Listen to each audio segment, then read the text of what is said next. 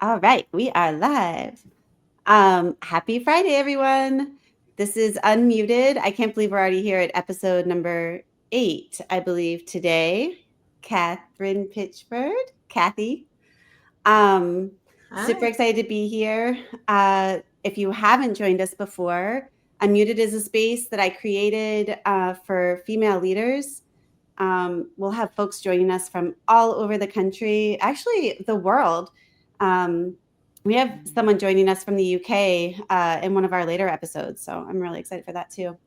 But anyway, I traveling around doing this work in the social impact sector for the last 18 years. I've met some pretty incredible ladies, and we never get to chat.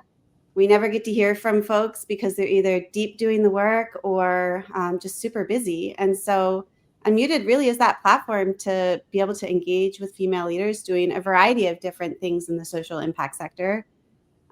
Kathy, today you'll learn, does a lot within workforce development and direct service work, trauma informed care work. And so she'll talk a lot more about that today, I'm sure. Um, but yeah, so that's what Unmuted is. I'm Paige, your host. I am the founder and chief strategist of a consulting firm, Page Capacity Builders. If you're interested in resources related to funding or leadership development, team development, things like that, there's a QR code at the top of the screen, and that's just for my newsletter. I send it out twice a month with some good resources. So you can scan that and tell us where you're joining from. It's always really fun to see when people put in the chat where they're joining from. We had some people from Canada and California the last time, so that was a lot of fun. In DC, right here near home. So Kathy, I'm going to hand it over to you. Why don't you tell us a little bit about yourself?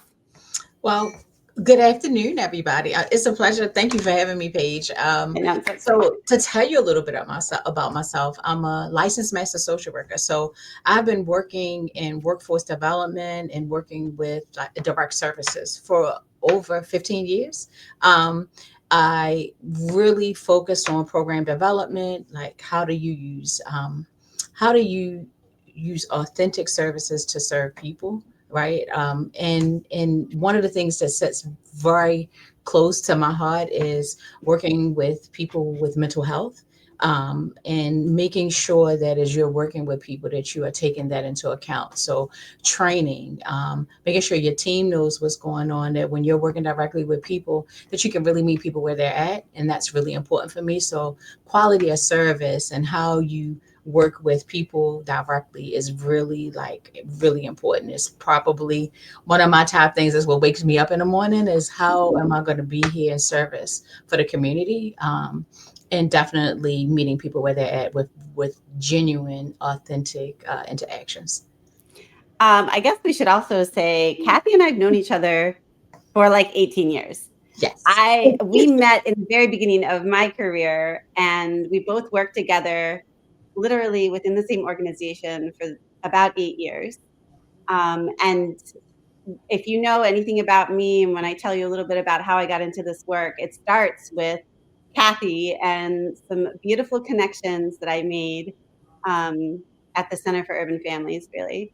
Um, and so all of that, like human centered work and focus on care, really translates. Like I learned so much there and so much from you. And yeah, so Kathy and I know each other very, very well. She's a dear friend and colleague of mine. Whenever we have the opportunity to work together or collaborate, we do. So yeah, she's just a rock star when it comes to working with people, whether it be someone on your team or even working with folks within community where you're, doing direct service work. And there's just so much heart really behind that and so much strategy and thought that goes into it. But I mean, you really center the heart piece of it.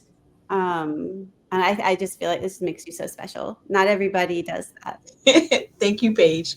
And Yeah. you're awesome as well. Like you. I learned from the best. I learned from the best. I tell that story. Um, oh, I see some folks in the chat. Hey Jess, hey Shoshana. Oh, it's so great to see you both. Yeah, Kathy's awesome, isn't she? I'm so glad. I don't know if you can see the chat, Kathy. I can't. Um, and I wish I had better tech skills to be able to tell you how to get Nope, I'm there. I see it. That's hilarious. But that's not my specialty. Anyway, um, so should we dive into our questions? Yes. I'm super excited to have folks really hear more about you. And I mean, you're one of my bestest friends in the world. So I'm always learning from you though. But Same. well, yeah, that's how it should be, right? Um, so our first question, really, you can think about it at any span or point in your life, but was there a point in your life where you had like a mindset shift or some internal learning that happened that really informs the way you lead today? Yes, I think my mind shift came. I didn't always start out like in I didn't start out in workforce or even in thinking about academia in a traditional way, right? I I probably started out in probably the hardest place you could probably think about. Um, Being a high school dropout and really thinking about what I wanted to do with my career. And so when my mind shift came was like, okay, I'm a hard worker, but I need to be able to do some more education. I want to be able to think about things from a different perspective. And I think a huge mindset change came from actually going back to school, right? And Hmm. so I am an adult learner where you think people start early. I started at the mid of my life, right? I was in my later stage of life when I decided that I wanted to go back to school. And I think it was the most rewarding mindset change thing that happened to me, right? I think I had all of this knowledge and I had all of these experience of working in the field, but in And there we have actuality, it. And right? there we have it, right? Yeah. Yeah, for real. In actuality, I wanted I wanted more in-depth knowledge on how to lead from a different perspective, right? And so, Yeah. sorry, my phone is constantly ringing. I mean, I wasn't kidding when I told people that you're a rock star. I mean, I wouldn't be surprised if the phone rang many more times because that's just, you are very needed in your In organization the field, right? and you're doing, life-saving work. So Exactly. it's all So good. All good. going back to school was huge for me. That was something that changed and shaped how I led, right? So Hmm. I went to University of Baltimore and did human services administration, and then I went to University of Maryland for to be able to get my master's in social work.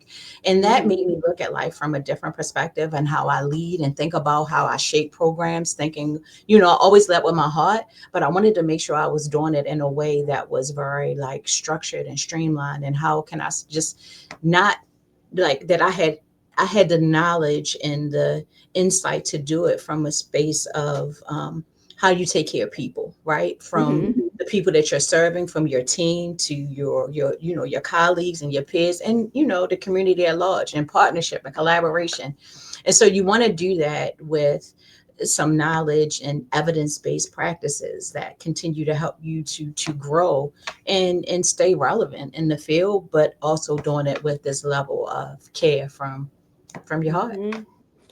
So, I realized too that while you and I know really well, and actually Jess and Shoshana on the chat also, but I don't know about other folks if they know really well the exact work that you do. Can you just share a little bit exactly of like what you do day to day? Because when you say work with community, that could mean different things for different people. Absolutely. So just share a little bit about what you do so folks can really understand deeper about what you're talking about. Yeah. So of course, in my main role, I'm the director of programs at Center for Urban Families. So I work with our team to be able to offer workforce development activities. So that comes with, your basic of intake and coaching, mobility coaching, and the aspect of getting people connected to employment, barrier removal, all of those things. Mhm. Um, I am leading a team that I want to make sure that is trained and understand the community in which they are working. And so I'm as a licensed master social worker. I do a lot of mental health trainings for my team, so they are prepared. Yeah, you do.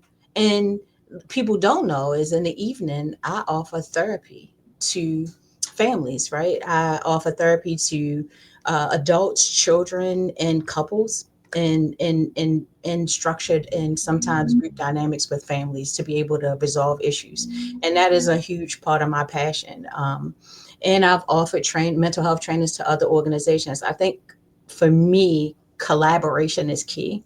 It Hmm. really does take a village, and I like working with other organizations and bringing together, you know, partnerships so that you can serve the community from a better perspective than just looking at it just based off your program, right? It's just multi levels in which you have to do that, and I just enjoy it.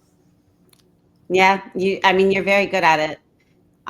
Yeah, so with the Center for Urban Families, you have workforce development programming, you have responsible fatherhood programming, you have what else do you guys have now? You have a lot going on there. Yes, we have a lot going on. We have mobility You have coaching in which we work with people like on economic mobility the economic coaching. mobility with our bridge to self-sufficiency, where we're not Hmm. looking at we're looking at the person individually on how they grow to their self-sufficiency. So through Right, economic mobility. Yes, barrier exactly. removal, support services, You still have the housing and we have program, the the housing home component ownership. here as well. Yeah. Yeah, you all have had a lot of success around all of that. Yeah, it's incredible the work that you carry and have really created based on the need you see in community. I think your leadership at CFUF has just been, so incredible for the surrounding community. I mean, I was there with you for, only 8 years, but I know the impact it had on me, and I saw the impact it had on folks while I was there. So I know that just continues. And I love it, like the continuous learning, right? Any Always ways we continuous can learning. figure out how to do that. And I know you're talking about maybe even expanding on that. You talk Yeah. about that was the mindset shift for you, was really going back to school was really what opened up that treasure chest. Yeah, I'm really, yes. I love that. I'm thinking about going back to school to get my doctor's in social work, just because I love it so much. And so Yeah. I am in the middle of actually my application. Oh my gosh, that's exciting. Okay, well, I'll be checking in with you on that. All right, well, our next question, think about this. What risk did you take? Like, think of one risk you took in your life that really changed everything for you. Um, I think it was so. You ever been in this space where you're working somewhere or you're working in a field and you have so many responsibilities and you think, oh my goodness, like I've come from this difficult background and it was always challenge, like it was a challenge to get there, right? It wasn't like this easy pathway. Mhm. I had friends and people who helped me get there, but in some cases, you feel like you're in this imposter syndrome. You feel like Mm. that belong here? Do I have all of the skills and things that I need to be here? And so one of the risks that I took was actually thinking of like going back to school and and really finding, how can I say this, my value and worth, right? Mm. A risk that I took was stepping into that and just having the faith and the confidence that I did have it. And after school, after I finished and completed, and really stepping into the things that I had passion for, like mental health and Yeah. actually doing trainings and training teams in a different way. And trying new things. So I think for me, it was a huge risk to just step out of that mindset and step Mm. into doing something, into really understanding my value and work that I struggled with for a really long time. Yeah. Wow, so it's like full circle. The mindset shift was the risk. The mindset, yes, Yeah. the shift But was that's the risk, right? Because yeah, you're stepping I out and think, you exactly. know, you got all, you don't always have all the answers, but you want to make sure that you're impactful and you're doing the right thing by people. Like, I think the most Yeah. thing of working in human services that you're dealing with human beings and taking that role so seriously that you want to make sure you're doing the right thing. Yeah. How many people do you think pass through CFUF store every year? Like, how many people do you think you're like, interacting with and supporting every Mm, year? I mean, it's a lot of people. yeah, I think Like over the hundreds of years, I think people. every year you're dealing with like 500 to 600 people that come through the Yeah, it's door a lot of every people for every year, yeah, right? every year. Every year. I remember at one point I looked at it was like 19,000 people over the past like 20 years. Yes, I think we've served over 33,000 Yeah, people over exactly. the I years. mean, that's a significant number of humans to be touching. And so I hope if any other human service practitioners are listening, that human centered, care piece and human centered program development, it's just so important. I even think about that when I'm just facilitating a workshop with, professionals. It's like, you have to consider all of those things for it to really be impactful for people. Yeah, you have to consider when people say meet people where they at. That's really important because you don't know, Mhm. even in the space from professional through partnership, or like you said, you going in and you doing a training. What is that person going through in their personal life and how are they Mhm. showing up today? And you got to take some of those things in consideration. One of my, famous and favorite sayings is seek to understand before you understood. And Mm, like I I approach like that. everything with that, right? One of my other good friends taught me that, Danielle, and so she always pushed that inside of me, and so yes, I think too, when I think about the risk factor for you, you had kids, yes, and so it's like it is risky to make certain decisions, at certain points in life when it's not just you're having to think about. yeah, absolutely. I mean, And your mom, you're a caretaker as well, so there's a lot there that, so that's big. I always think about that. You're so like powerful. oh, It's thank you. amazing. I mean, it's amazing that like just talking about like the human lives you're touching in so many different ways and provide like bringing that all into the counseling space too. Um, you do friend counseling also, so We won't talk about that, but you're supposed to be there for, you just gotta, you yeah, you're gotta, amazing. gotta be there for as many people as you Ah, can. yeah, yeah. It was a great place to start my career. I always tell people that. I'm just so grateful. It Yes, really I taught think, me so much. and you've taught me so much. I want you, like, I definitely want you to take your flowers. You have Oh, given me yeah. so much insight and the way that I think about data and a lot of different things. You taught The me so data. much. And so, I just It's love you. reciprocal. Yes. All right. So our last question, our last formal question. Um, what is something along your journey that you were taught about leadership that you've chosen to unlearn?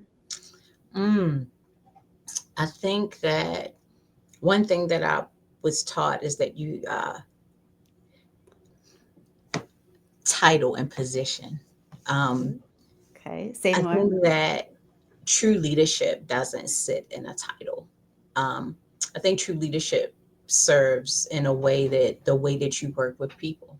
Um, how you consider people, how you think about how you're going to move, how they're going to move, and being accepting of everybody. And so a title is just that a title. And so leadership comes in how you work alongside your team, your community, your partnerships. That comes without a title. And so some cases, even here to today, I talk to people, I'll be talking to some of our members and they be like, what you do here? And I was like, I just work here, right? Uh-huh. Because I do. You're in these positions where people are really focused on a title and it's not. I had to unlearn that. I had to learn that leadership comes with the way that you walk in this world, right? And how you treat Mhm. people um and how you really kind of work with your heart and care about the processes and all the things that you do. I think I had to unlearn that, right? I'm not chasing a title. I'm chasing how we're going to create impact in this world.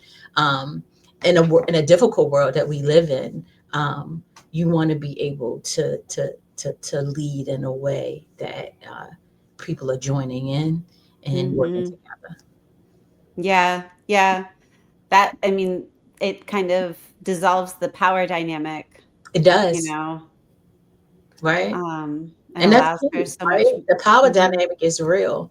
And if you take away the titles and you see the work you can do hand in hand together, um, that alone is much more powerful than you holding a title. mhm. I know, and it's unfortunate too because often title comes with associated salary, and when we think about, like, just getting by every day and our own life happiness. Yeah, I look forward to when that isn't a thing anymore and you're compensated for the work that you're doing versus, like, the title that you hold. I don't know if we'll Yes. ever get there. Maybe on micro levels we could get Yes. But it's a mindset, right? It's Yeah, more for right. me. I think about it. Of course, there is spaces where you hold these different positions, but I Mhm. think there is this space of the mindset that you hold. If you are only focused on a title and not Right. focused on the leadership as a team, like working together, then you can lose something in that. Mhm. Yeah, just focusing on yeah, the title is unproductive. Very Doesn't much it really so. it keeps you in a box, Right? and really Doesn't make you disconnected. relatable. Mhm. Yeah. So I think Yeah, that was one thing that I had to unlearn. I hope I love answered that. your question. No, there's no right or wrong answer. I love that though. That's one thing, I don't think any of our guests have said shared that. There's been some similarities in what folks have said, which is always interesting to hear and go back and listen to, like, what for strong female leaders, like, because I'm asking everyone the same questions, to hear those similarities and differences between their answers, especially on something that we've had to, or we've chosen, not had to, but we've chosen to unlearn. Um, and I love that. The title piece. And that even comes like when I think about work in the social impact sector. Hmm. When we talk about like funding and those power dynamics, and when people see certain titles, they make certain assumptions. Yeah, and it can really hinder the work getting done. Yeah. I just think there's power in leadership without a Hmm. title. Yeah. Hmm. Yeah, and there's so many different ways to lead. It Um, is. yeah, it opens up the floodgates for just so much possibility for growth for an individual when they let that go. Absolutely. Mhm. I love that. Did that affect I'm thinking too about how that comes full circle with, like, your mindset shift and your risk taking. Was that at the same, like, point in time? Do you think that you had that realization about, like, title and how that can kind of be a Yeah. hindrance or a barrier? It's so funny Um because, yeah, it's tied together, right? So, in the same space, right, that I had this mind shift thought of like who I was, like, am I this imposter? Like, you're in this Mhm. position, right? And then how you really doing?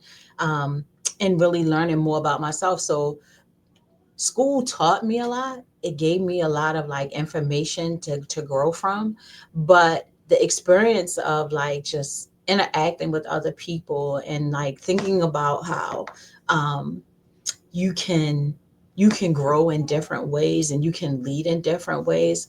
All of that like came into play, especially when I understood my value and worth. Mhm. And so, not focusing on a title and focusing on how you can lead together, and kind of Mhm. work together. And I think when you are once you have worked in a position and you see and you have worked with different people, like we worked together years ago, and you see other people you work with or partner with, and they're happy to see you, and you see the impact, or you're out in the community and you see the impact of working Yes. with some community members or some of our members, and they are like thriving, and you're just like, that was leadership from them, and leadership from you and leadership from your team And so for me, it marries together um, in the most simplistic way. I think you have to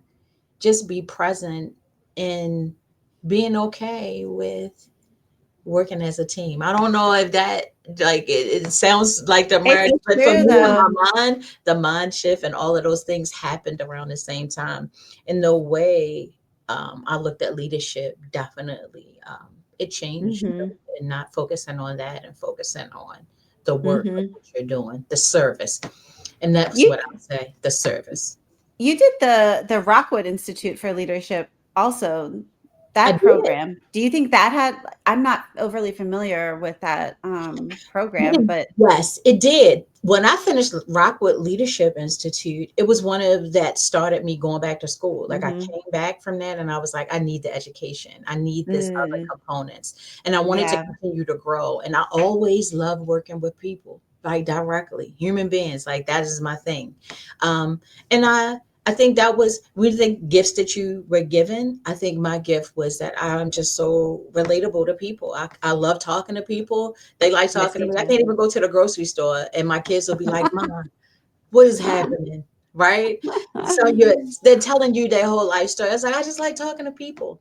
And so I took that and was like, how can I expand that with Mhm. education and really grow? And then, I landed in social work, which was like, I think the perfect career for me. Some people, may not understand it, but social work has given me so many opportunities to continue in that path. And I love it. Mhm. Yeah, it really is you. I love that you just, like, followed, like, what you wanted to do. Like, you followed what you were drawn to. I feel like we so often kind of not reject that, but it's like, "Oh, no, I should be doing this other thing," you know? And I didn't think about that in all these years that I've known you.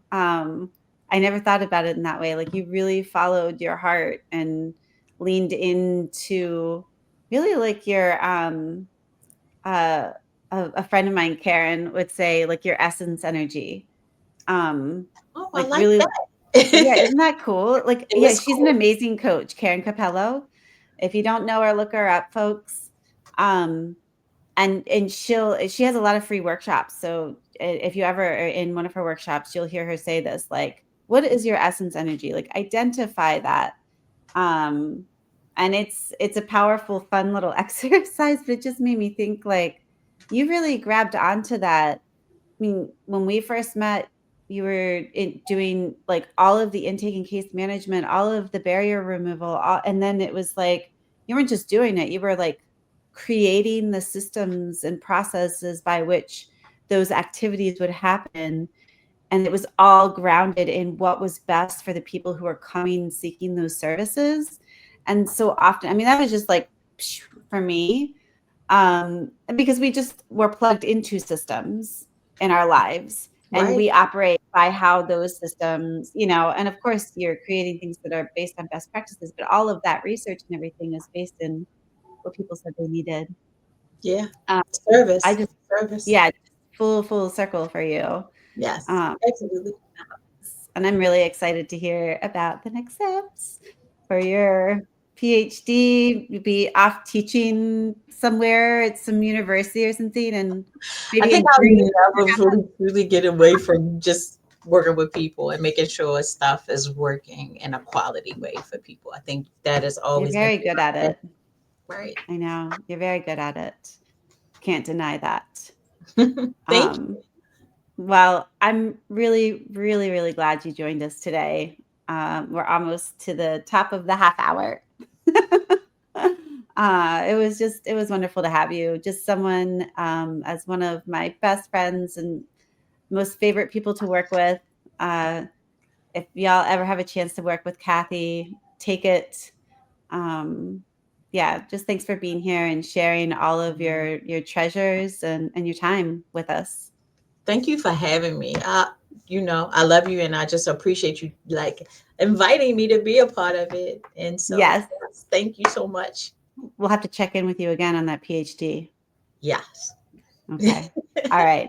Thanks, Okay. folks. Have a great weekend and a great Friday. Bye. Bye. Thank you.